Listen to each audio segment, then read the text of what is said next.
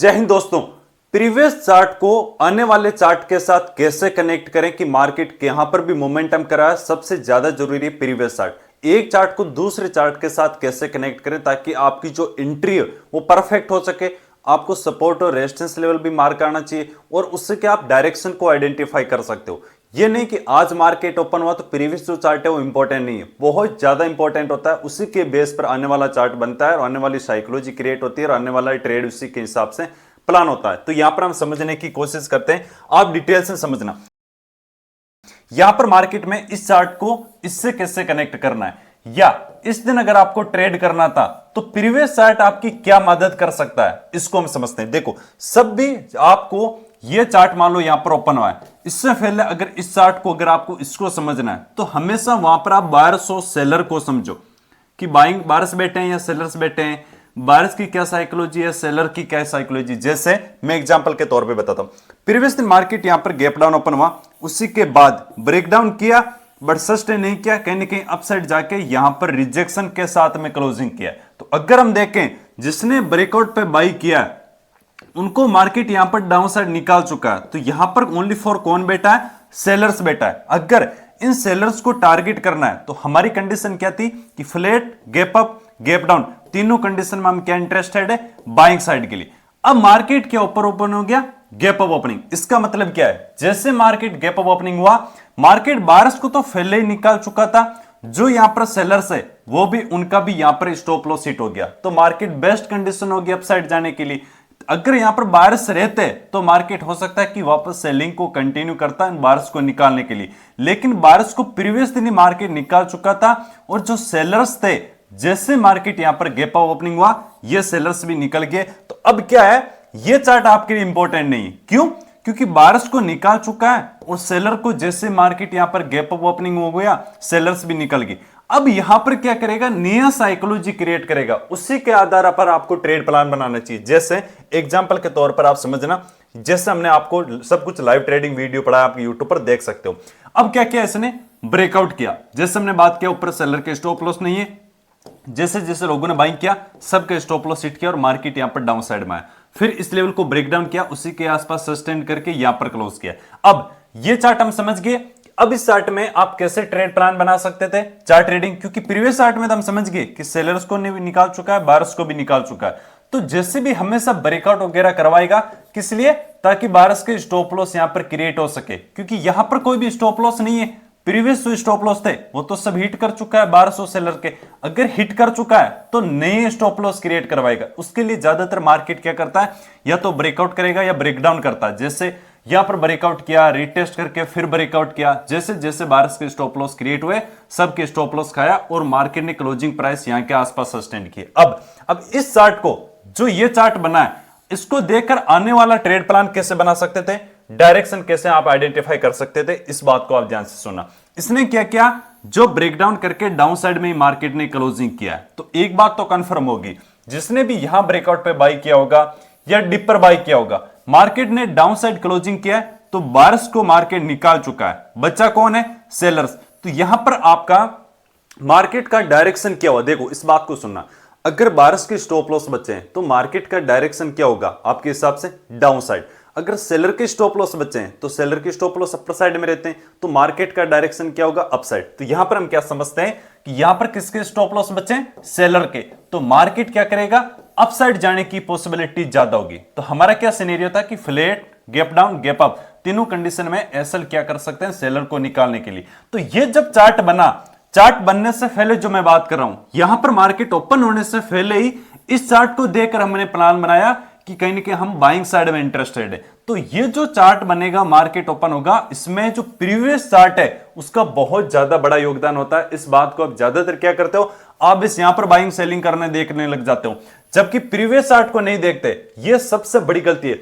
ऐसा वीडियो मैं गारंटी के साथ बोलता हूं आपको कहीं पूरे यूट्यूब पर नहीं मिलेगा, तो लाइक एंड सब्सक्राइब जरूर करना और सभी के सभी कमेंट करके बताना कि कैसे प्रीवियस चार्ट आपकी मदद करता है, और आपको वीडियो पसंद आया नहीं आया, वो सब जो भी है आप दिल से कमेंट करना। अब यहां पर हमने जो बात कर रहे थे कि ब्रेकडाउन करके क्लोज के मतलब सेलर बचे हैं, तो जैसे ही market flat gap up gap down, तीनों कंडीशन में सब चीज वीडियो, ये नहीं कि चार्ट बनने के बाद बता रहा हूं, सब के सब सुबह 8 बजे आता हूं, 8:30 बजे लाइव, सब वीडियो आप जाके यूट्यूब पर देख सकते हो। टोटली जो अभी बता रहा हूं वही हमारा ट्रेडिंग प्लान था, आराम से आप यूट्यूब पर जाके देख सकते हो। ठीक है, तो यहां पर क्या हुआ, हमने कहीं ना कहीं बाइंग साइड की पोजीशन बनाई और आपके साथ में कहीं ना कहीं यहां पर हम प्रॉफिट बुकिंग किया। हमने बाइंग क्यों किया, क्योंकि ऊपर सेलर के स्टॉप लॉस थे, तो इस चार्ट से हमने इस चार्ट को कनेक्ट किया। लेकिन ये जो चार्ट है इससे कनेक्ट क्यों नहीं हुआ, क्योंकि यहां पर बायर्स को निकाल चुका था। मार्केट जैसे गैप अप ओपनिंग हुआ, सेलर्स भी निकल गए। जब बायर्स और सेलर्स दोनों निकल जाते हैं तो मार्केट फिर से स्टॉप लॉस क्रिएट करवाएगा, उसके बाद मोमेंटम करेगा। लेकिन यहां पर मॉर्निंग के अंदर मोमेंटम किया क्योंकि सेलर के एसल थे और मार्केट यहां पर टोटली साइडवेज हो गया। अब इस चार्ट को अगले चार्ट के साथ आप कैसे जोड़ सकते हो, कैसे, जैसे ये मार्केट साइडवेज हो गया, अब यहां पर जब मार्केट ओपन हुआ तो इसको कैसे कनेक्ट करोगे इसके साथ में। जब भी हमेशा बोलता हूं मार्केट रेंज के अंदर रहता है, हमेशा वहां पर बायर्स भी एक्टिव होते हैं और सेलर्स भी एक्टिव होते हैं। बायर्स का स्टॉप लॉस भी मिलता है और सेलर का स्टॉप लॉस भी मिलता है, क्योंकि मार्केट बिल्कुल मिडिल के अंदर क्लोज किया। तो यहां पर हमारा क्या थॉट प्रोसेस था इस दिन कि अगर market flat gap up opening होता है तो बायर्स को निकालने के लिए, क्योंकि मार्केट क्या अपसाइड का मोमेंटम किया, तो मैं कहीं ना कहीं सेलिंग साइड में इंटरेस्टेड हूं मॉर्निंग के अंदर। यहां पर मार्केट ने क्या किया, फ्लैट ओपन हुआ, रेंज के अंदर आया, बार बार इस लेवल को ऊपर की तरफ ब्रेकआउट किया, छोटे मोटे जिसने बाइंग किया उन सबको बाहर निकाला और यहां के आसपास हमने सेल साइड की पोजीशन भी बनाई थी। आपको लाइव ट्रेड यूट्यूब पर है। अब हमने इस चार्ट को कैसे कनेक्ट किया, क्योंकि रेंज के अंदर क्या है, बायर्स और सेलर दोनों के एसल है, तो पहले मार्केट ने बायर्स को निकाला, अपसाइड में गया, सॉरी सेलर्स को निकाला, जो सेलर के एसल थे उसको निकाला, उसके बाद मार्केट ने बायर्स के एसल को निकाला, उसके बाद मोमेंटम किया। तो यहां पर रेंज के अंदर बायर्स जो सेलर्स दोनों थे, दोनों को निकाला।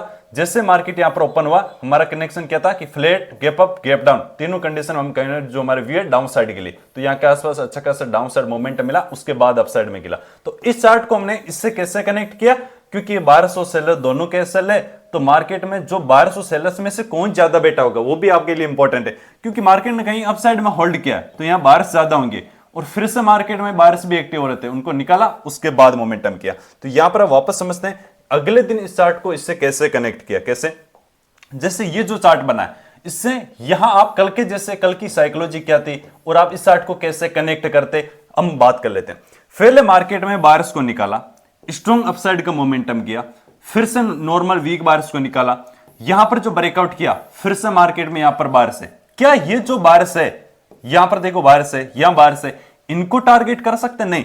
एक तो मार्केट प्रीवियस दिन होल्ड किया और आप यहां पर देखोगे स्ट्रॉन्ग मोमेंटम के साथ में रिट्रेसमेंट करते हुए जब भी मार्केट जाता है, हमेशा इस बात को ध्यान रखना वो सस्टेंड कर जाता है जब भी रिट्रेसमेंट। क्यों, इसके पीछे मैं साइकोलॉजी बता देता हूं। क्योंकि जो नॉर्मल कोई बाई करता है ना उनको निकाल देता है, फिर कोई बाई करता है उनको मार्केट निकाल देता है, इसलिए रिट्रेसमेंट के साथ सस्टेंड कर जाता है। आप सभी के सभी मैं फिर से बता रहा हूं, ये चार्ट बनने के बाद नहीं, 8:30 बजे के पूरे उसी दिन आप जाना, 27 को है तो 27 को, 26 को है तो 26 को, 25 को है तो 25 को, सुबह 8:30 बजे के जो मैंने लाइव वीडियो चले वो सब के सब देखना, आपकी साइकोलॉजी चेंज हो जाएगी। ठीक है, तो यहां पर हमने कैसे कनेक्ट किया इस चार्ट को इस चार्ट से, क्योंकि वहां पर हमने देखा बायर्स और सेलर को। कैसे देखा कि जो नीचे बायर्स है वो अच्छे खासे प्रॉफिट में, तो उनको हम डायरेक्ट टारगेट नहीं कर सकते, फर्स्ट कंडीशन होगी। Second, market all time high के पास में, अपर साइड में स्टॉप लॉस नहीं है, तो हमने ये भी बोला था, आप प्लीज कमेंट करके बताना, जरूर बताना अगर आप कल का जो लाइव थे उसके अंदर थे या नहीं, तो आपने ये सुना होगा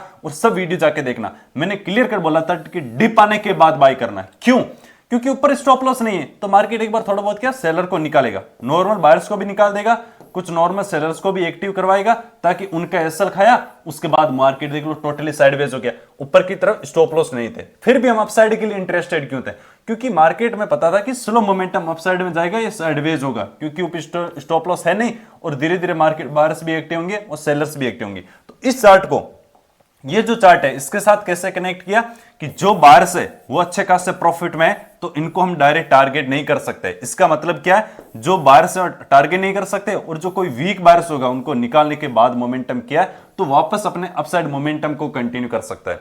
अब देखोगे यहां पर फिर से मैं एक साइकोलॉजी पॉइंट बता देता हूं जो आपको जरूर सुनना चाहिए, बहुत शानदार पॉइंट है। यहां पर जब मार्केट ओपन हुआ, ये जो जाता मोमेंटम अपसाइड में गया है, ये स्लो मोमेंटम क्यों आया, एक तो रीजन था कि ऊपर स्टॉप लॉस नहीं है, तो उस वजह से कोई सेल करेगा कोई बाइंग करेगा, सेलर को लगेगा सेलिंग बहुत ऊपर, बाइंग मोमेंटम बहुत स्लो है, अब मार्केट रिवर्सल होगा, वो सेल करते रहेंगे और उनका एसएल खाते हुए कंटिन्यू अपसाइड में जाएगा। बाय करने वाला सोचे क्या सोचेगा, यार मार्केट बहुत ही ज्यादा स्लो मोमेंटम है, जिससे बाय भी करेगा उनको भी निकालेगा, सेलर को भी निकालेगा। ऐसे करते हुए मार्केट धीरे धीरे अपसाइड और डाउन साइड में बायर्स और सेलर दोनों को ट्रैप करेगा। तो यहां पर क्या अभी बैठे होंगे, अगर किसी की बात करें तो नीचे जो बायर्स है अच्छे खासे प्रॉफिट में। तो सिंपल बात करें, इस चार्ट को हमने कैसे कनेक्ट किया, क्योंकि बायर्स प्रॉफिट में, इनको टारगेट नहीं कर सकते, और जिसको टारगेट नहीं कर सकते मतलब उसी की डायरेक्शन में हमेशा आपको ट्रेड प्लान बनाना चाहिए। ये सिंपल ध्यान रखना। आप ज्यादातर क्या क्या गलतियां करते हो, फिर से मैं आपको ये बता देता हूं। जब भी मार्केट ओपन होता है, ट्रेडिंग प्लान आप कैसे बनाते हो कि आपने देखते हो flat, gap down, gap up, इसमें यह प्लान नहीं बनाते कि अगर मार्केट इस कंडीशन में ओपन हो गया तो मेरा क्या ट्रेडिंग प्लान होना चाहिए, मैं कब ट्रेडिंग करूंगा। वो किसको देखना है, प्रीवियस चार्ट को देखना है। अब प्रीवियस चार्ट में यह भी हो जाता है कि सर ओनली फॉर प्रीवियस दिन का चार्ट इंपॉर्टेंट है या 4-5 दिन का इंपॉर्टेंट है। बहुत बार 4-5 दिन का भी होता है, अगर वो कंटिन्यू उनके प्रॉफिट बुकिंग कर दिया या नहीं, उनकी क्या साइकोलॉजी है, मार्केट किस साइड साइकोलॉजी क्रिएट करवा रहा है, वो भी ज्यादा इंपॉर्टेंट है। तो लेकिन सबसे ज्यादा जरूरी है जो प्रीवियस दिन का चार्ट है, कि वहां पर जो बायर्स है और सेलर्स है कौन एक्टिव है, किसके स्टॉप लॉस पड़े, कौन ज्यादा प्रॉफिट में, उनको कभी भी टारगेट नहीं करना। जैसे हमने बात किया कि बायर्स से प्रॉफिट में मतलब उनके साथ में चलना है, सेलर्स से प्रॉफिट में मतलब डाउन साइड उनके साथ में चलना है। ये होता है ट्रेडिंग प्लान। आप क्या करते हो, छोटे से चार्ट को देखते हो, और जब भी आप चार्ट ट्रेडिंग करते हो इतने से चार्ट को क्यों देखते हो, ये चार्ट है ना, ये तभी आप इसमें ट्रेड प्लान कर पाओगे। इतना सा मत देखा करो कि यहां पर प्राइस एक्शन बन गया तो मैं सेल कर देता हूं, नहीं। ये इंपॉर्टेंट इसलिए है क्योंकि इतना सा चार्ट बना, ये इंपॉर्टेंट है। इसी के बीएस पे यहां पर ट्रेड होता है, ना कि यहां पर कुछ बना है तो ट्रेड होता है। ये प्राइस एक्शन क्या बोल रहा है, तब जाके यहां पर मैं ट्रेड प्लान करता हूं। जब भी मार्केट ओपन हो जाता है, मान लो जैसे यहां ओपन हुआ, मैंने क्यों बोला डिप के बाद, आपको यह तो पता है डिप के बाद बाइंग साइड का, जैसे आप 920 एसएल हंटिंग भी यूज करते तो अच्छा मोमेंटम मिला। क्यों, इसके पीछे सुनना, देखो क्योंकि मार्केट रिट्रेसमेंट करते हुए अपसाइड में जा रहा है, स्टॉप लॉस नहीं है, तो मार्केट को सेलर्स को एक्टिव भी करवा देगा, उनको भी निकाल देगा, ये कंडीशन होगी। अब यहां तक मार्केट अगर आप देखोगे, मैं प्रीवियस दिन का चार्ट मान लो नहीं देखता हूं, मुझे कोई मतलब नहीं है, तो मार्केट में क्या देखूंगा, क्लोजिंग प्राइस को ब्रेक कर दिया, इनसाइड कैंडल स्टिक बनाया, उसको भी डाउन साइड ब्रेक डाउन कर दिया, प्राइस एक्शन भी बनाया है, इसी के नीचे सस्टेन कर रहा है, मैं सेल कर देता हूं। लेकिन मैं सेलिंग साइड में सेल नहीं करूंगा, सेलिंग साइड में इंटरेस्टेड नहीं हूं। क्यों, क्योंकि प्रीवियस चार्ट मुझे सपोर्ट कर रहा है कुछ चार्ट ट्रेडिंग के अंदर, मैं अपसाइड में ट्रेड प्लान करने के लिए। ऐसा वीडियो मैं फिर से बता रहा हूं, अगर आपको लगता है कि ये वीडियो ऐसा प्रीवियस चार्ट से कैसे कनेक्ट करते हैं, अगर आपने देखा है तो प्लीज कमेंट करके बताओ कहां देखा है। मैं बोल रहा हूं नहीं देखने को मिलेगा, कोई भी नहीं बताएगा, क्योंकि कैसे चार्ट को कनेक्ट करते हैं। तो आप प्लीज 1-2 में इसके वीडियो और एडवांस कि आप कैसे पता चलेगा कि बायर्स को निकाल दिया, सेलर्स को निकाल दिया, क्योंकि आपको क्या देखोगे, ब्रेकआउट कर दिया तो सबको बताया कि ठीक है बायर्स भी होंगे, सेलर्स को निकाल दिया है। लेकिन बहुत बार ऐसी साइकोलॉजी क्रिएट कर देता है कि पता नहीं चलेगा बायर्स और सेलर्स में कौन बैठा है, कौन निकल गया, किसको अच्छे प्रॉफिट में, कौन अच्छे प्रॉफिट में नहीं है। उस सब के मैं डिटेल में वीडियो बनाऊंगा, पार्ट 2 जरूर कमेंट करना, तो संडे के दिन कल वीडियो बना दूंगा। थैंक यू, जय हिंद, राम राम, नमस्ते।